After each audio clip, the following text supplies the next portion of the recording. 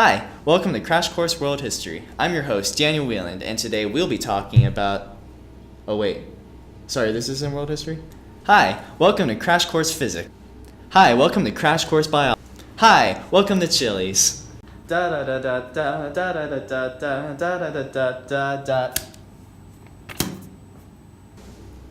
Hi, welcome to Crash Course World Chemistry. I'm your host, Daniel Wieland, and today we'll be talking about the work of a benzocaine. Benzocaine, the topical local anesthetic drug that can work on everything from sunburns to skin irritations related to chafing from tight-fitting shoes. Oddly specific, right? That's because we want specific, given that you don't want to be applying sunscreen instead of pain relief medication after getting sunburned, because that's precisely what 4-amino-benzoic acid, the reactant that can be used to generate benzocaine, is.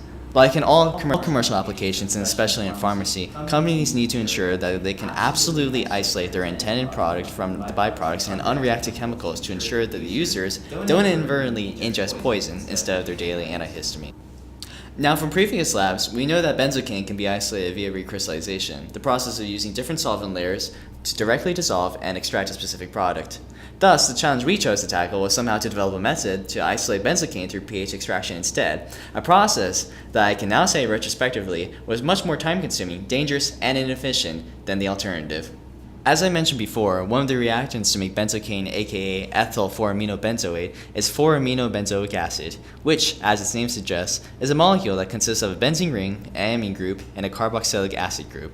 4-amino-benzoic acid then reacts with ethanol and is catalyzed by sulfuric acid, placed onto reflux for an hour, and then neutralized with sodium carbonate in order to generate benzocaine and water as the byproduct. Benzocaine is very similar to 4-amino-benzoic acid, with its only difference is that the dehydration synthesis reaction results in the hydrogen attached to the single bonded oxygen being substituted with an ethyl group instead. It should be noted that not all of the reactants will have reacted given that the reaction is exothermic, and thus will shift in extent to more reactants when the reaction was ran at reflux. Thus, we will begin with a slightly basic mixture of products and reactants. In order to discuss our procedure, we will need to understand how a pH extraction works. Many molecules have stable acid and base states where the equilibrium between the two forms is determined by the pH of the solvent that they are dissolved in. These molecules alone have an acid dissociation constant, Ka value, that describes how well a molecule in its acid form would dissociate its hydrogen ion to form its conjugate base and hydronium ion. This is illustrated here on the board. Note that if you were to expose such an equilibrium to a greater concentration of hydronium ions, you increase the likelihood of reactions on the product side and thus actually result in a greater concentration of the acid form of the molecule as you perturb the system. This works in the opposite fashion if you were to remove hydronium ions, increasing the concentration of the conjugate base form of the molecule. This can be mathematically expressed by transforming the above equation into this, which is known as the Henderson-Hasselbalch equation. As you can see, the negative log of the concentration of hydronium ions is pH, while the negative log of the Ka results in pKa. PubChem has reported the pKa of 4-amino-benzoic acid to be 2.38 and benzocaine to be 2.51, while ethanol and water have particularly high pKa values given their great unlikelihood to ever dissociate in the first place.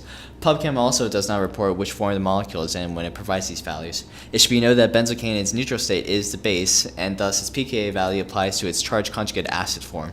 4-amino-benzoic acid in its neutral state is an acid, which is no surprise considering how they decided to name that molecule. This means its conjugate base form is the charged version. Now, given the Hasselbalch equation and the solution is slightly basic and thus way above the pKa values of benzocaine and 4-amino-benzoic acid, we know that both the neutral form of benzocaine and the charged form of 4-amino-benzoic acid would predominate in the solution. While both molecules can form hydrogen bonds of water, its large nonpolar benzene ring often renders the molecules undissolvable. Thus, the charged form of 4-amino-benzoic acid has a greater chance of dissolving in water as it can form additional ion-dipole interactions, while the neutral benzocaine will largely precipitate out. Luckily, we can add a nonpolar solvent, dichloromethane, which is immiscible in water that can dissolve benzocaine. Ethanol is miscible with both, but should remain mostly with the water layer given that it can form stronger IMS with the water molecules. By repeatedly removing the aqueous layer, adding base to it, and then adding DCM again, we can extract any remaining benzocaine from the aqueous layer and discard the 4-amino-benzoic acid and ethanol over time. Now, all of the benzocaine and DCM layers should be collected. Anhydrous magnesium sulfate is then added to the solution to extract any remaining water, and the solution is placed through a Hirsch filter for an extended period of time to evaporate the volatile DCM solution at the bottom of the Hirsch filter flask to expose the benzocaine powder, which we then can test its purity through a series of acronyms: GCMS, FTIR, and NMR. However, as we all know in science, reality and expectations are very, very, very, very, very, very, very different things. So different, in fact, that I'm going to change my gender, race, and very species in order to just emphasize this point.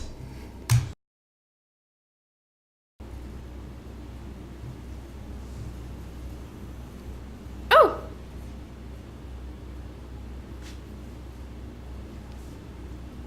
Hello! I didn't see you back there.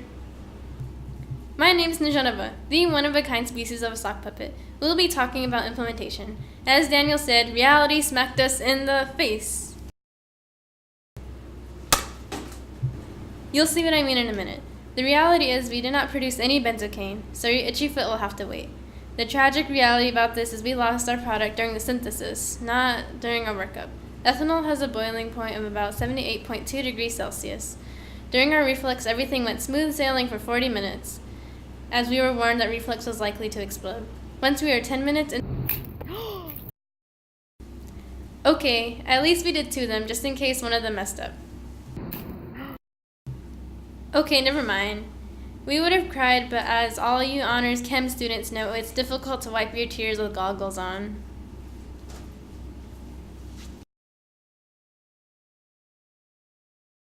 Since we were restricted with time, we continued the workup with the little product we had. After the synthesis, we added DCM into our solution to create an aqueous and non-aqueous layer. We predicted because of benzocaine's non-polar area, it could be miscible in DCM.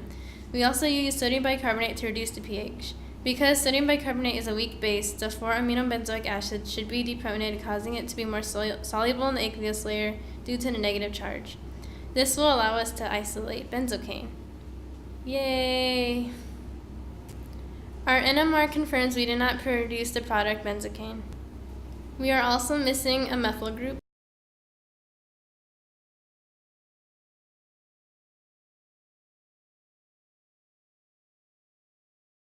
We are missing a methylene group. And we're missing an amine.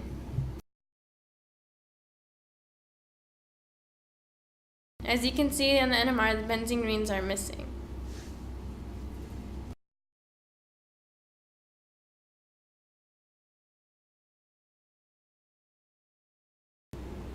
In fact, we can see that the 2 triplet peaks on the right of the solvent peak are actually more indicative of 4-aminic benzoic acid than the intended product based on the NMR standard provided to us.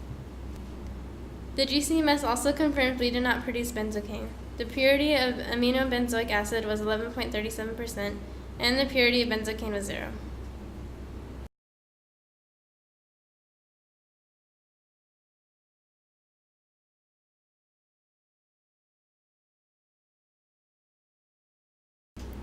In our IR, the 2 peaks to the left are indicative of the amine groups, while the 2 small unlabeled peaks just to the right of the polyethylene peaks also resemble those of 4-aminobenzoic acid. In conclusion, we did not successfully isolate benzocaine. We lost most of our product in the synthesis process, and the little we had was very likely the reactant 4-aminobenzoic acid. While the theoretical reasoning may be sound, this was a good lesson in how life always differs from what is written down in textbook. Thank you for watching Crash Course World Chemistry.